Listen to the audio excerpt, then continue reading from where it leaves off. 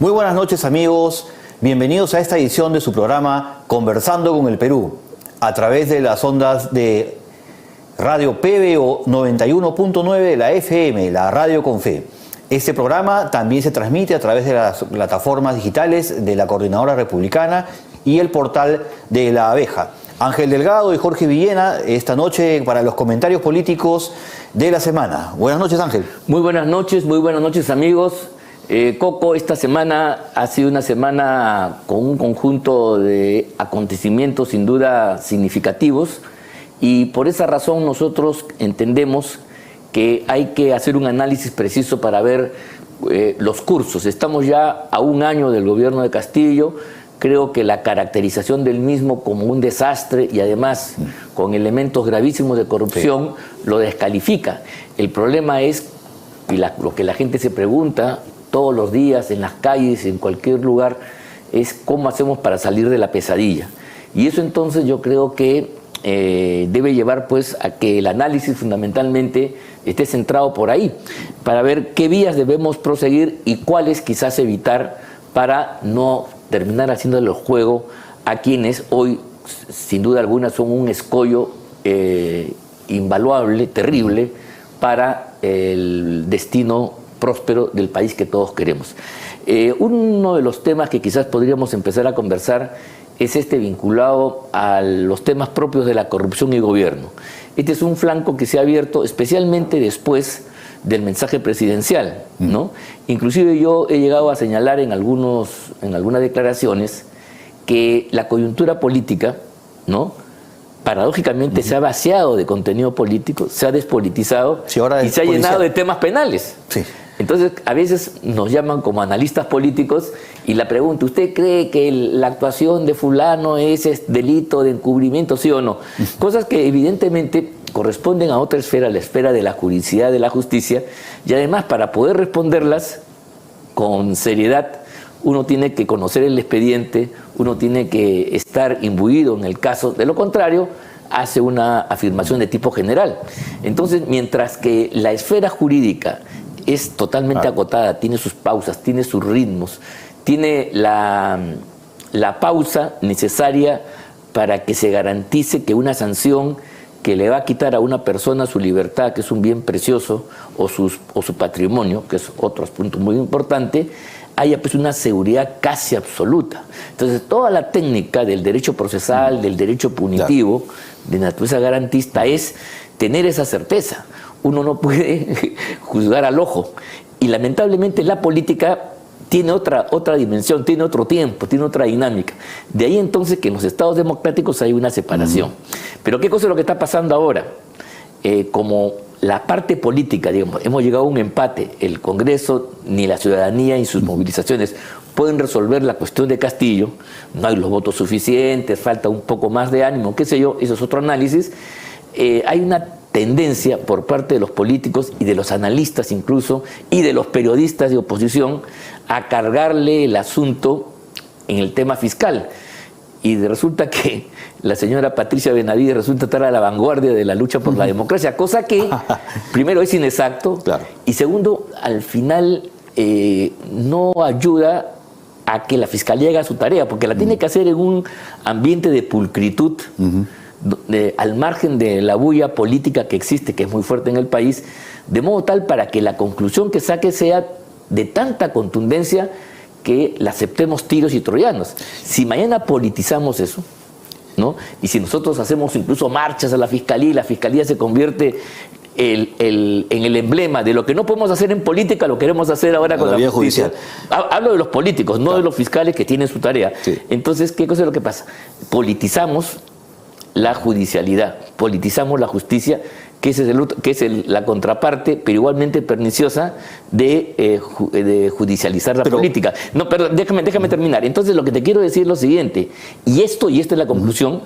Me pregunto si esto no favorece finalmente a la campaña que ha orquestado Castillo desde hace ya unas semanas, ¿no?, de hacerse la víctima y decir que no solamente lo quieren obstruir, sino que hay un plan golpista donde estaría incorporada ahora sí abiertamente la Fiscalía y el Poder Judicial. esa es la interrogante que tenemos aquí que pensar, ese es el tema que yo creo que hay que comprender y analizar, ¿no? Sí, yo creo que en los últimos años la Fiscalía ha actuado de manera instrumental a cierta agenda política, sobre todo de la izquierda, que empoderó a unos fiscales, lo volvió prácticamente figuras públicas, héroes, y esto ha generado incluso a Carguancho, el otro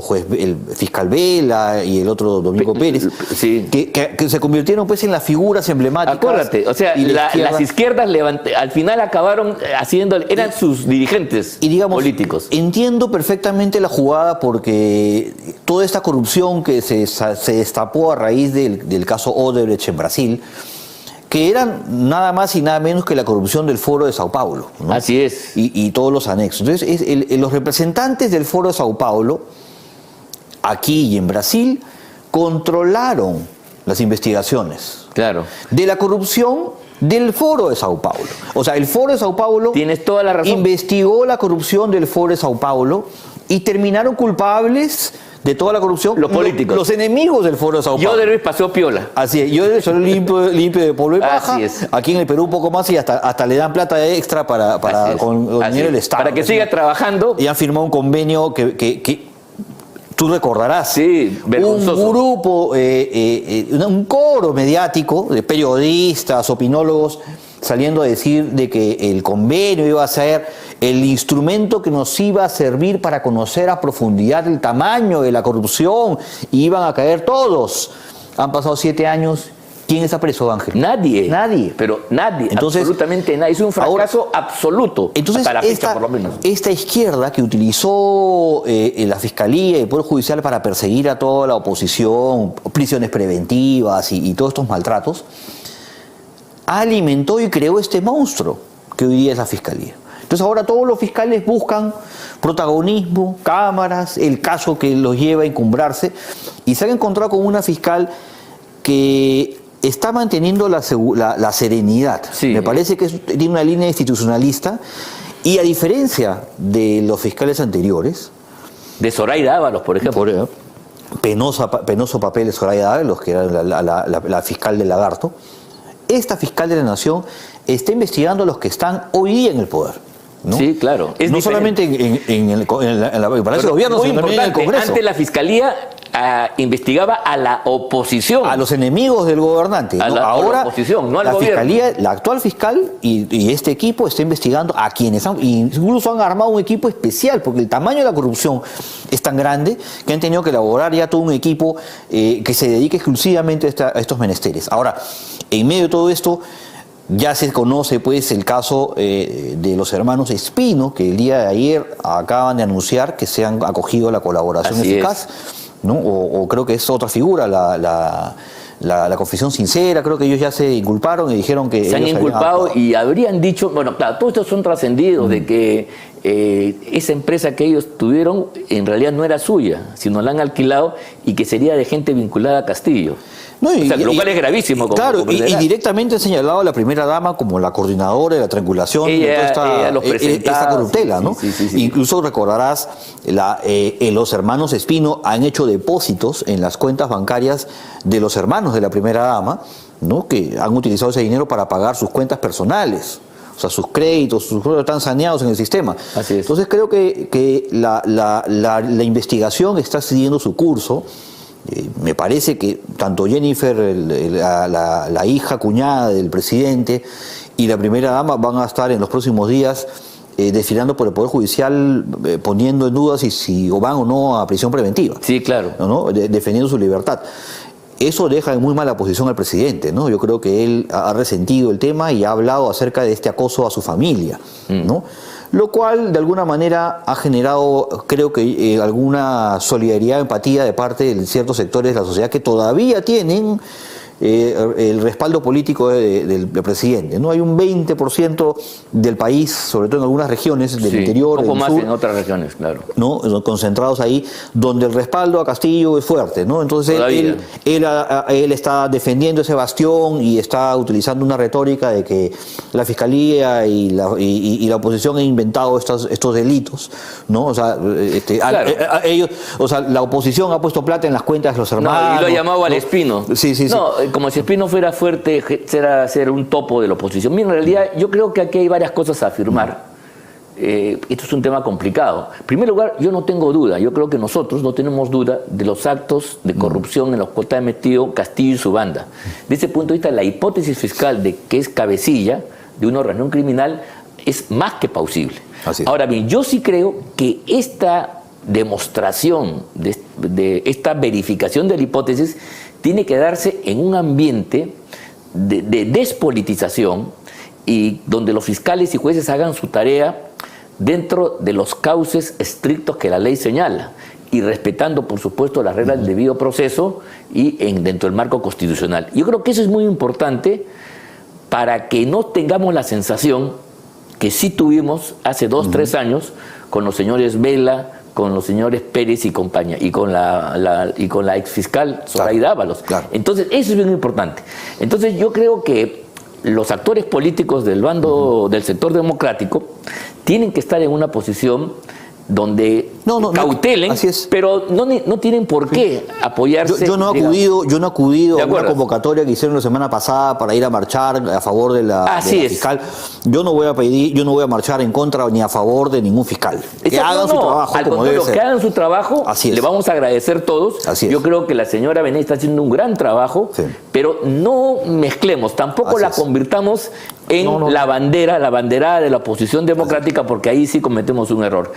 Y segundo lugar, creo que en el proceso de investigación deben darse las garantías de modo tal que no se sienta que el poder fiscal, el poder judicial está abusando. Así es. Mira, yo tengo una duda, en realidad no conozco el expediente, entonces yo espero que la fundamentación de por qué se está pidiendo 36 meses esté sólidamente sustentada, porque si no fuera así, vamos un poco a repetir una historia, y del punto de vista abstracto, no el caso, yo no puedo concebir que en un Estado democrático, ni en el mundo, ¿ya?, una persona tenga que estar 3 años presas, como se le quisieron hacer a Keiko Fujimori, a Alan García, etcétera, para que se le investigue. Imagínate tú, han pasado 7 años, 3 años presos y al final no pasa nada. No, claro, eso es inaceptable. Entonces, esa sensación hay que erradicarla definitivamente. No, y tiene que haber reformas legales. No, además yo te digo, ¿no? Mira, tú puedes llevar adelante la investigación judicial sin necesidad de privar a la libertad, si es que tú tomas otras medidas para que se garantice el fin de la investigación. Claro, impedimento de salir del país, algunas restricciones, ¿no? En el caso de Jennifer en particular, y en el caso en general sobre el Castillo, creo que la Fiscalía tiene una tesis, ¿no? Ya se fugaron los 2 sobrinos, se fugó el ministro, se fugó el secretario. La chica Jennifer se escondió, no la entregaron, ahí quedó siempre la duda, y ahora que están buscando las cámaras no han aparecido, han dicho que se ha borrado. Hay una maniobra claramente de encubrimiento. Entonces, como que ahí sí se justificaría, pienso yo, una medida, no sé si 36 meses de prisión, pero una medida en la que se garantice que la señorita no se nos vaya a escapar. Porque con estos señores no se espera cualquier cosa. El otro día, ahora, la fuga... En Palacio de Gobierno la han escondido. Ahora, la fuga no es un argumento a favor de su inocencia, sino todo lo contrario. Así es. Y creo que las fugas desprestigian profundamente a Castillo, porque está demostrando que su entorno pues está en graves problemas. En fin, yo creo que... Por eso mismo creo que él ha pedido o ha anunciado que va a entregar el pasaporte de su esposa, que va a evitar... Vamos a ver, pero yo repito, efectivamente, esto es un tema complicado y repito, merecería más bien un foro de juristas, y ni siquiera de juristas, sino de penalistas, que son los que manejan estos detalles de cuándo sí, cuándo no. Los penalistas son los que están ahora haciendo análisis político. Están de moda los penalistas, sí, efectivamente. Y es que no hay nada de que hablar. Pero el otro gran tema que yo quería conversar contigo es el siguiente.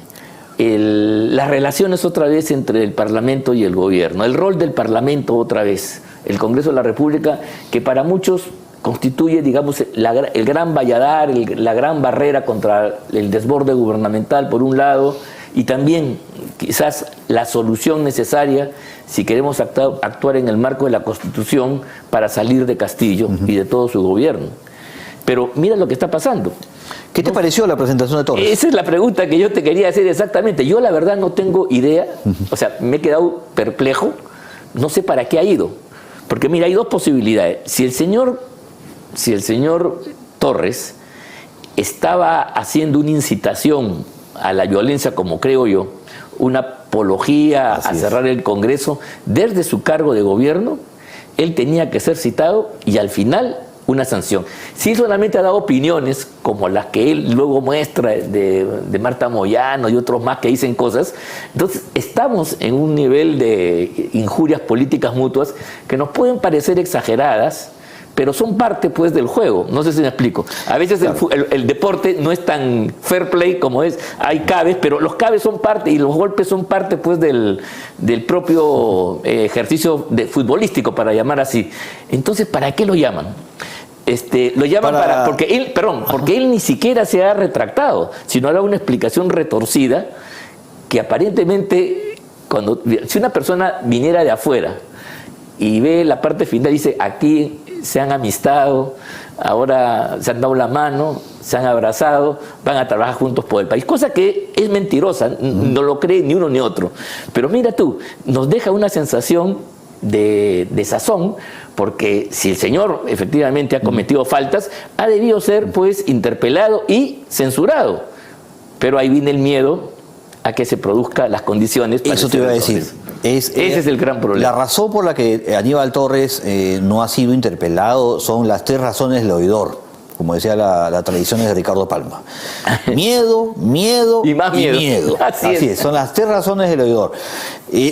Miedo que tienen los congresistas de irse a su casa sin pena ni gloria, de haber pasado por un congreso tristemente célebre, que lo único que ha hecho es, digamos, contener de alguna manera la posibilidad de una asamblea constituyente.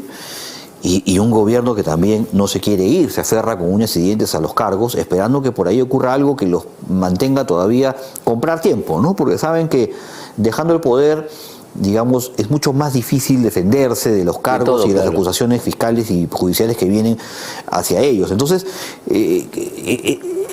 los ciudadanos que vemos cada día en nuestro país más pobre, los precios, el costo de vida aumenta, el desempleo aumenta, el combustible, la inflación, la devaluación de nuestra moneda, el deterioro de nuestra economía familiar, ¿no? Y todo esto no tiene una solución política. O sea, no hay de parte de los congresistas, lo único que ves es que se están arranchando los cargos del Congreso por una oficina más, para poner 2 asesores más. Entonces, no veo que haya seriedad. No sé quiénes serán las personas que asesoran este tipo de cosas. Me parece increíble que Luna Gálvez sea el presidente de la Comisión de Presupuesto, ¿no? Me parece increíble que ahora el gran pleito haya sido el otro día por una tercera vicepresidencia, sí, ¿no? Cuando en el país están ocurriendo cosas muy, muy difíciles, no veo que haya un nivel de conexión entre lo que está pasando en la calle y lo que los políticos quieren.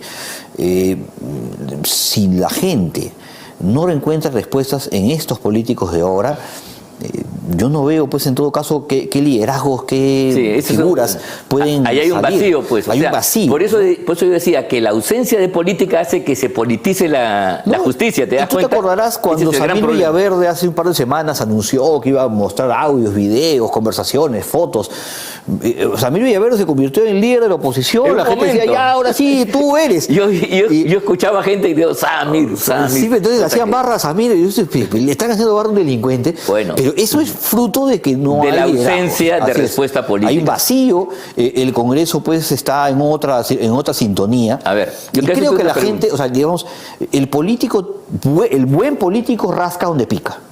Y creo que si los congresistas ahora tienen claro de que ellos de repente ponen en juego su cargo, pero si están en sintonía con la gente, si buscan y están de acuerdo en representar a sus electores, la gente sí se los va a agradecer, se los va a reconocer. Claro. Muchos de ellos de repente tienen el temor de que si se trunca esto y se acaba ya desaparecen. No, desaparecen. al contrario. Al contrario, yo creo que la gente va a estar muy agradecida de que ellos los que sean hayan podido evitar que este gobierno no solamente se levante en peso al país por la corrupción, sino que lo que es peor, termine dañando más aún nuestra economía y nuestra sociedad, dividiéndola aún más, y sobre todo ahora que sale el hermano, digamos, dentro de los locos Adams, que son los Humala. Eso vamos a verlo ahorita después. ¿No? Pero sale el peor, el psicópata, ¿no? Porque Ollanta Humala era un infradotado, ¿no? Que le inflaron y le dijeron que iba a ser el gran estadista y terminó siendo un saco largo. Pero el otro hermano, que es un loco, lo están presentando pues como la gran salvación de la izquierda. Bueno, antes de llegar a Humala, que creo que merece un capítulo especial de reflexión, yo quería preguntarte lo siguiente, a ver qué te parece. ¿Tú crees que más allá de las diferencias entre el gobierno y el Parlamento, hay una comunidad de intereses en durar, en permanecer? ¿Y que eso es lo que le está dando estabilidad al régimen? Yo creo que sí. O sea, hemos pasado de un momento político en el que, a pesar del ruido político, la economía marchaba bien. Ahora no. Ahora la economía marcha mal y los políticos están calladitos. Sí. Se ponen de acuerdo, incluso ya yo te invito, no te interpelo. Sí, te invito. Sino que te invito para preguntarte. Entonces ya no, la interpelación, ¿qué cosa es? Tiene?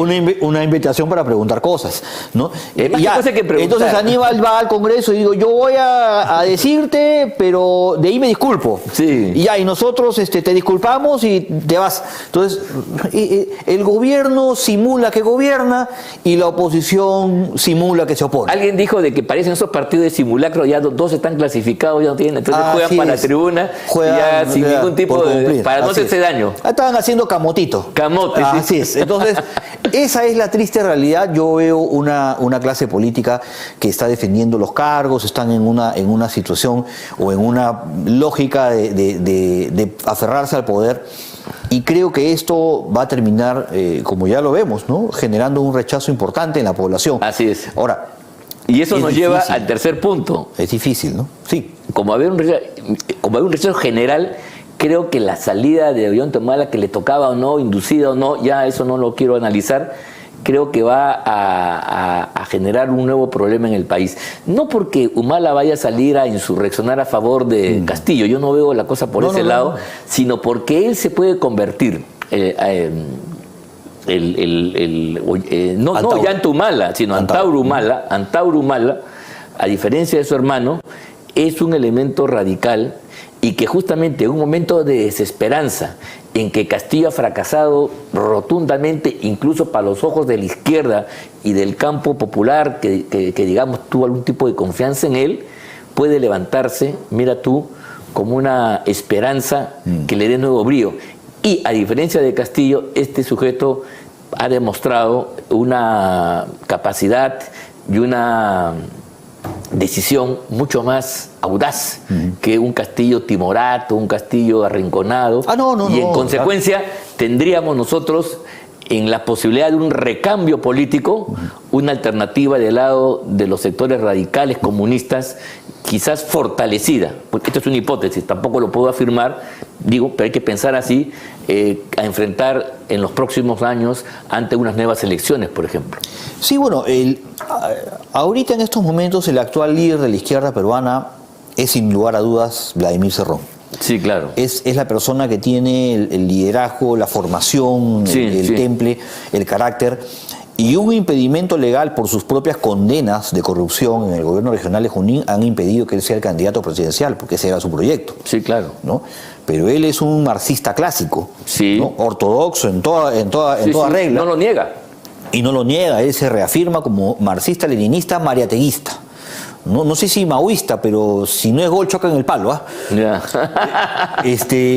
final y al cabo son lo mismo, el marxismo es el mismo, ¿no? Entonces, toda esta gente pues tiene, yo siempre digo que hay dos tipos de rojo, el terruco y el que se muere de ganas de serlo. ¿no? O sea, así está la clasificación dentro de nuestro país, ¿no? Porque si no tomaron las armas, los aplauden. Le faltó valor. No, sí, pero sí tomó, ¿no? Y si no tomaron las armas, pero les hacen documentales y películas, ¿no? A todos los que tomaron las armas y mataron policías y gente inocente, ¿no? Así es. Y no me cabe duda, de repente en algunos años, y guarden este video, estos rojos armarán una película, un documental con dinero del Ministerio de Cultura para blanquear la historia de Antauro Humala y decir que fue una gesta democrática y una reivindicación. Como lo hicieron con el criminal de Hugo Blanco y después con Javier Heró, que también lo romantizaron. Y con Béjar. Y con Béjar, ¿no? Que hasta lo pusieron de ministro. Entonces creo que estas cosas de alguna manera ejemplifican lo que busca la izquierda peruana. Va a querer dividir y Antauro Humala va a entrar a eso. Yo creo que tenemos un nuevo actor político que vamos a ver cómo jugará en las próximas semanas o meses, pero evidentemente no tengo duda que va a fortalecer un polo izquierdista que justamente con Castillo estaba alicaído, porque ni Cerrón puede sostener a Castillo. Castillo es un tipo que no carece de liderazgo, de perfil, de oratoria, de carácter, ¿no? No es Hugo Chávez, pues imagínate, Hugo Chávez hubiera tenido otro perfil, ¿no? Bueno, hemos llegado a la mitad de nuestro programa y hacemos la pausa correspondiente. Pausa para los anunciantes.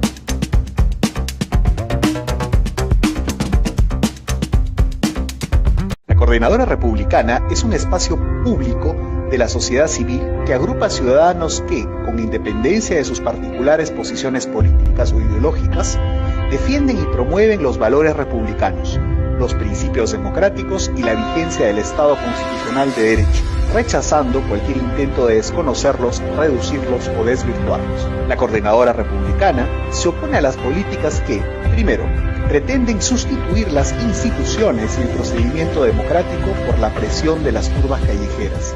Segundo, propician y alientan la nefasta práctica de judicializar y criminalizar la actividad política. Tercero, promueven un pensamiento único y totalitario, contrario a nuestra tradición, valores familiares y libertad de conciencia. La Coordinadora Republicana defiende los valores del Perú. Así fue. La Subcomisión de Acusaciones Constitucionales del Congreso puso fin a la más nefasta patraña contra el régimen democrático constitucional, porque aprovechando el deceso de 2 jóvenes, sin una investigación en serio, se confeccionó un relato tendencioso para inculpar a 3 autoridades que asumieron el gobierno luego de sancionarse la inmoral conducta del coimero Martín Vizcarra por un vasto consenso parlamentario. Con la denuncia archivada, se disipa el discurso panfletario construido por la cúpula estatal y la gran prensa obsecuente para esconder los crímenes de Vizcarra e imputar golpismo a una transferencia constitucional del poder. Entre el llanto de extremistas y caviares, se ha desechado esa pseudo-memoria colectiva destinada a generar un sentido común antirrepublicano, capaz de erosionar las bases mismas de la democracia peruana. Se hizo justicia.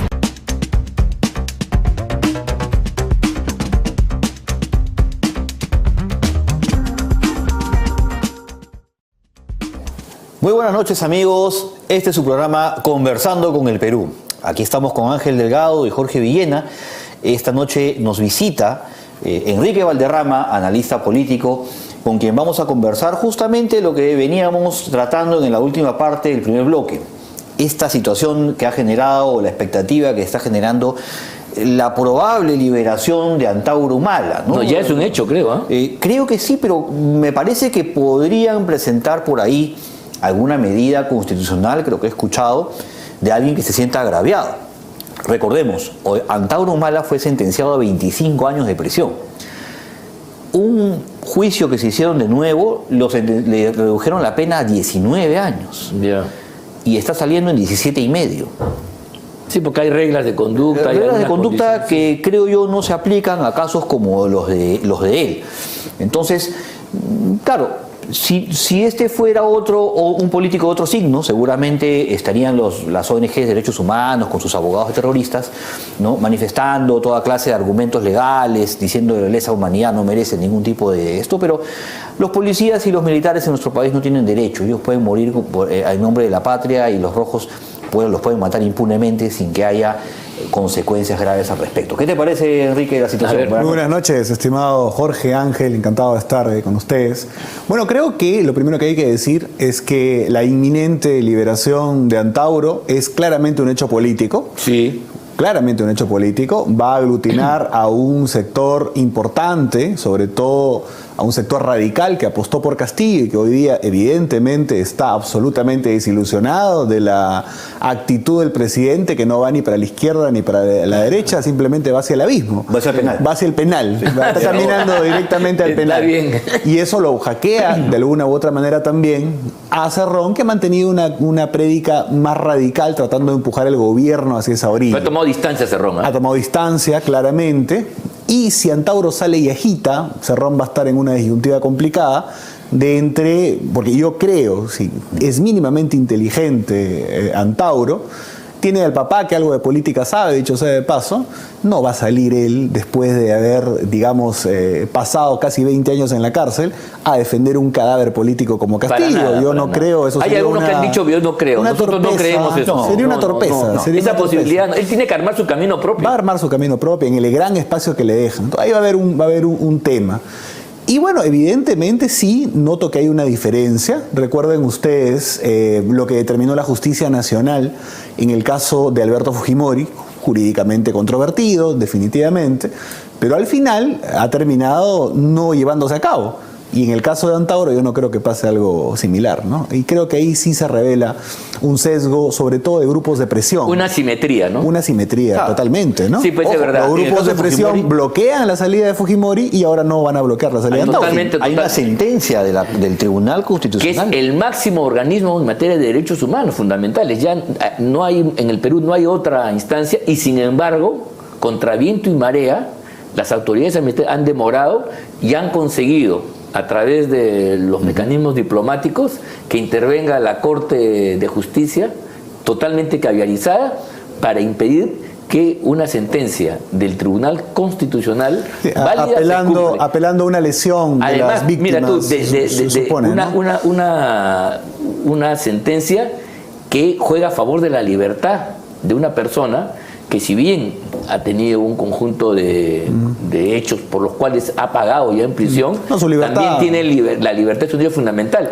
Y la Corte se coloca contra la libertad de un personaje en base a todo un relato que yo creo que evidencia también la falta de liderazgo de la orilla del frente.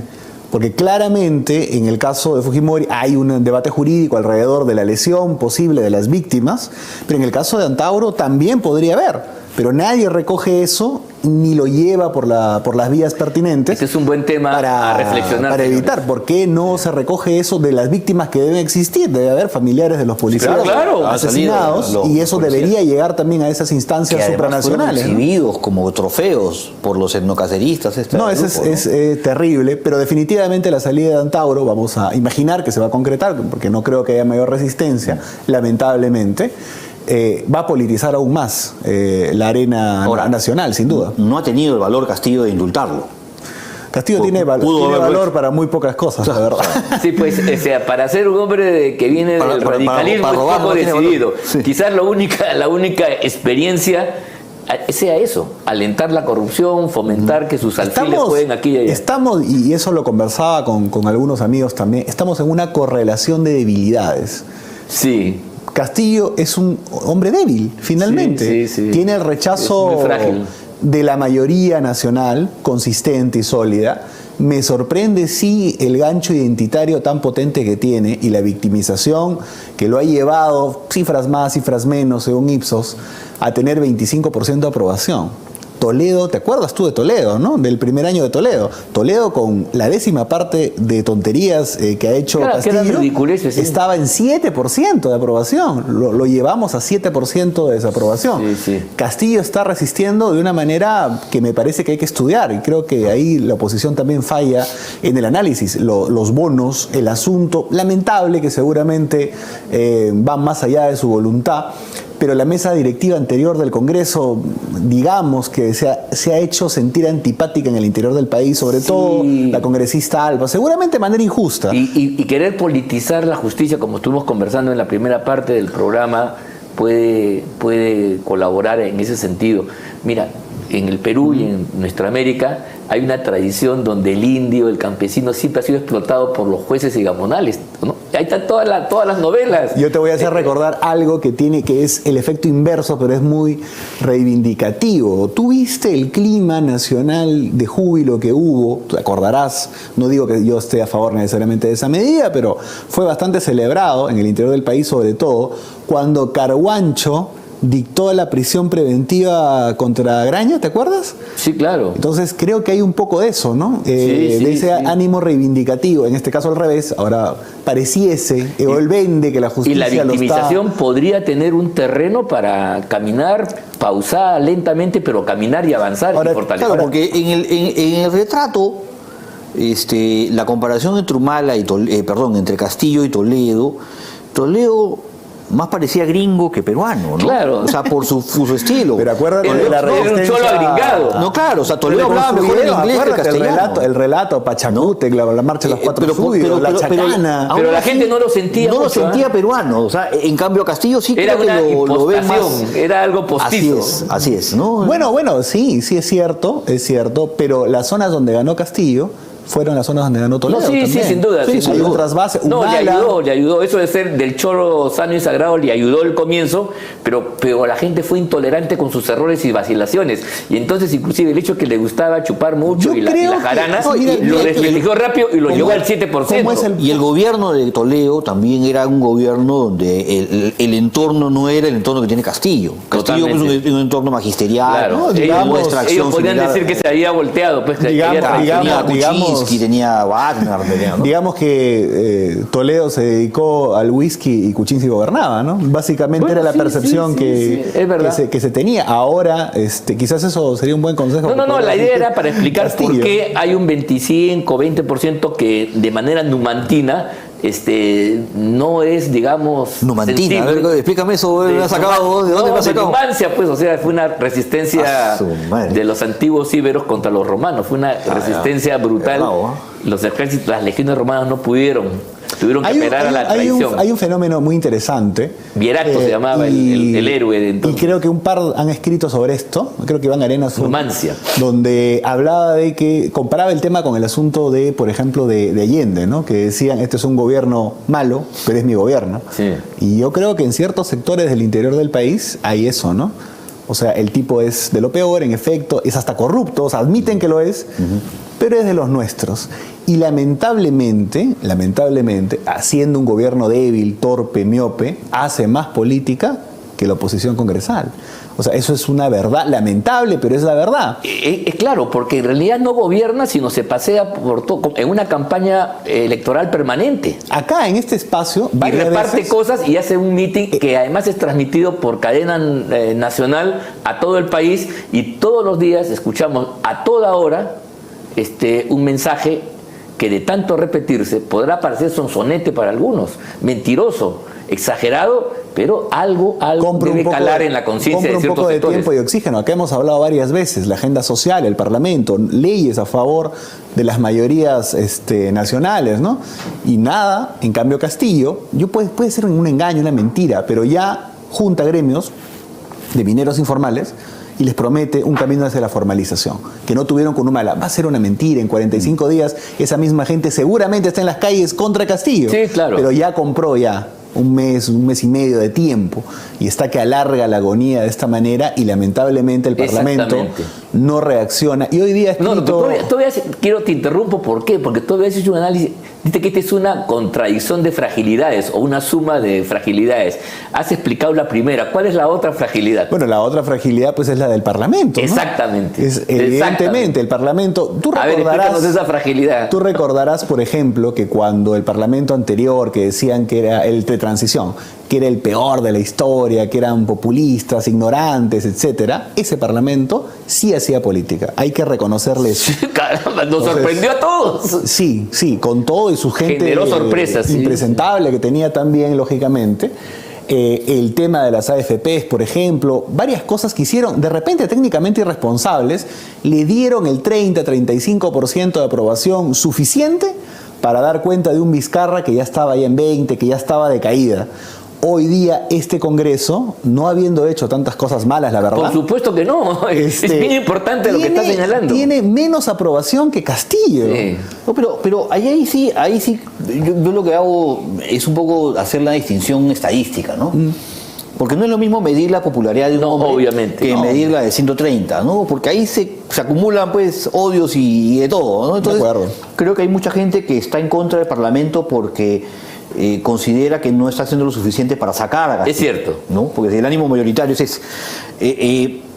Pero sí hay bancadas de oposición que están haciendo un buen trabajo. Pero Ahora, mira, veo que estén articulados y falta política. Yo no digo que no sirva, ni mucho menos. Yo lo que pienso es que el Parlamento anterior, con todos los errores que tenía y la gente impresentable que tenía, legisló para validarse socialmente. O sea, llegó a tener más aprobación en su conjunto que Vizcarra, que llegó a ser un presidente muy querido, equivocadamente, creo yo, por el pueblo, ¿no?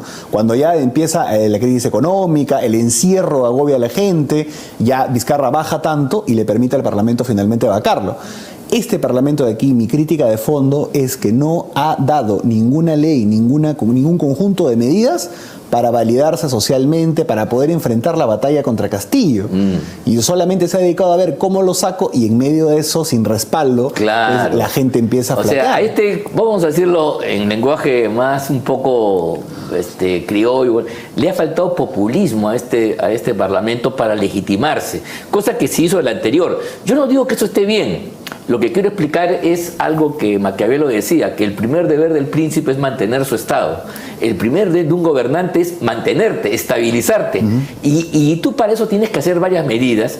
Y tú no puedes solamente basarte en una contradicción de principios, en este caso con Castillo, que yo creo que ahí lo ha hecho bien, ahí ha pasado el examen bien el Parlamento, inclusive la gestión de la señora Alba, pero al mismo tiempo no ha habido ninguna disposición, ninguna ley en beneficio de la gente. Por ejemplo, mira, yo digo lo siguiente, había una medida que tenía un respaldo universal. Cuando Keiko Fujimori en la campaña planteó de que el canon se reparta individualmente a la gente, todo el mundo aplaudió.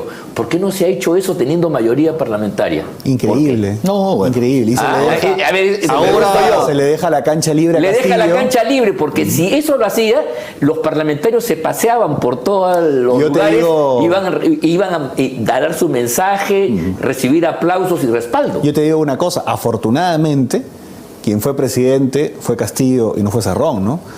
Porque con la quinta parte de habilidad de un Evo Morales o de un Chávez, ya esto estaría definido, ¿eh? Con ese nivel de oposición que ya hay. Estaríamos con la Asamblea Constituyente. Estaríamos con la Asamblea Constituyente encima, ¿no? Y una cosa que quiero destacar, que me parece importante, ayer o hoy día, no recuerdo, Vivas ha publicado un artículo muy bueno y que relata además un poco también parte de estos errores, ¿no? Esa citación innecesaria la de ayer al premier Aníbal Torres. O sea, es un presente, prácticamente. Alguien lo definió como un partido de dos equipos ya clasificados que juegan para tribuna por compromiso, para no hacerse yaya, para que nadie salga lesionado. Entonces yo creo que ahí pues falta una unidad mínima de criterios, ¿no? Claro. Ahí si lo citaban era para interpelarlo, o no lo citaban pues en última instancia. Bueno, pero se viene un escenario en el que entra un nuevo jugador para seguir dividiendo el espectro político, enfrentando claramente el discurso de esta, como todo discurso izquierdista, es polarizar a la población, enfrentarla, y no salimos de eso. O sea, creo que Antauro me parece que no va a tener, no tendría un impedimento para postular a algún cargo por el mismo hecho de haber sido condenado, pero sí me parece que su presencia de alguna manera modifica el tablero. Va a modificar. La izquierda está muy golpeada, Verónica, y Arana y todos los que se han subido al carro de Castillo por unos ministerios. En cambio, Antauro y su grupo se han mantenido, digamos, por fuera. Podría ser la alternativa que ellos están buscando para reconstruirse. Obviamente, después de todo, todos estos, los anteriores mencionados, se van a ir a subirse al carro. Aunque parezca mentira, políticamente la prisión es como un crisol que te limpia. Bueno. Mandela, Castro. Todos los que han pasado por ahí. Que fue detenido, ¿no? La historia me absolverá. Cuando salió, hizo después la revolución. Y Mandela llegó al poder de haber sido mucho tiempo estando en prisión. O sea, mucho cuidado, que no hay que confundir las cosas. Y la política tiene sorpresas. La cárcel es creadora de grandes héroes y de grandes monstruos también, ¿no? Así es. En este caso, Hitler, la también, familia Hitler, por supuesto. La familia Humala está lejos de ser, pues, los Kennedy peruanos, ¿no? Obviamente. Yo creo que más bien se acercan a los locos Adams, ¿no? El señor, el papá, que está completamente decrépito, ¿no? Y toda la vida ha hablado tonterías. Y tenía, pues, un hermano Ulises, que también era bien... Era más intelectual. Más intelectual, ¿no? Digamos, entre comillas. Y a Ollanta, pues, que era la figura emblemática y terminó siendo, pues, un saco largo, un pelele, ¿no? Sí, cosito. ¿No? Era el esposo de Nadine. Era el esposo. Iba a los pueblos a decir, Nadine les manda saludos, ella me ha mandado para venir a saludarlo. Y ahora que es un psicópata, ¿no? Una especie de sociópata enfermo. Ahora, la situación va a traernos. Vamos a ver qué pasa. Los ánimos que levantó Castillo de reivindicación de determinados sectores, estos mineros, los agricultores de menos de 2 hectáreas, etcétera, los pequeños comerciantes, que se han visto defraudados con Castillo, definitivamente no culpan a las ideas radicales del fracaso, más bien culpan a Castillo de no llevar a cabo sus ideas radicales. Hay un discurso que dice que ha traicionado el programa. Y ese es el terreno como para que pueda cultivar Antauro y al que hay que enfrentar políticamente. Y es justamente el momento en que se necesitan más liderazgos en el interior del país a nivel nacional que construyan un proyecto de país de reivindicación social, fundamentalmente, no solo institucional, ¿no? Así es, las fuerzas democráticas creo que deben estar en alerta. Y es tiempo de superar todos los errores que tenemos para poder enfrentar una amenaza que va a ser evidentemente difícil. Dicho sea de paso, la izquierda, entre comillas, intelectual, ¿no? La izquierda elitista, limeña, caviar, fucsia, no debe estar muy contento con lo de Antauro. Porque les quita espacio. Pues, últimamente no están chuntando ni una. Sí. Lo del TC, lo de Antauro, el hecho que los han borrado prácticamente. Se agotó su relato, ¿no? Han dominado el relato mucho tiempo. Yo los veo sinceramente ahora como, incluso acuérdate con el tema de las AFPs, ellos se pusieron del lado de las AFPs, o sea, contra su discurso supuestamente izquierdista. Claro. Entonces yo los veo bastante desubicados, incluso medio arrimados hacia ciertos sectores de la derecha empresarial, ¿no? Están en desgracia, sinceramente, y creo que en el Ministerio Público también han perdido bastante predicamento, ¿no? Hay que estar atentos al proceso en el sistema de justicia. No, sin duda alguna. Claro, mira, todo esto es una especulación, pero válida, porque en pocos días o semanas puede transformarse sustantivamente el tablero político. Y claro, y de repente el centro podría desplazarse de Castillo a un Humala que empieza pues a recuperar, digamos, ese capital que este individuo que por circunstancias llegó al poder lo tuvo en un momento determinado. Más allá del fraude o no, hubo una importantísima votación. Casi la mitad de los peruanos votaron por él. Yo creo que hay que empezar también a discutir, porque considero que, mira, lo de la hija es un tema muy duro. Sí. Va a venir lo de la esposa probablemente. El tipo ya es un hombre muerto caminando, como se dice. Va a caer, no sé si pronto, pero el poco respaldo del 3 de octubre para candidatos aliados suyos va a ser también muy malo. Yo creo que va a caer. Lo que hay que empezar a discutir es ¿qué transición queremos? Eso es lo que hay que empezar a discutir, porque el señor Nieto, el señor Sagasti, proponen una transición encabezada por Dina Boluarte, que organiza las elecciones en un periodo de un año. En sus propios términos. Y yo para no salir creo, favorecido. sinceramente, con todo respeto, que la señora Boluarte sea la persona idónea para encabezar esa transición. Para nada. Perdón.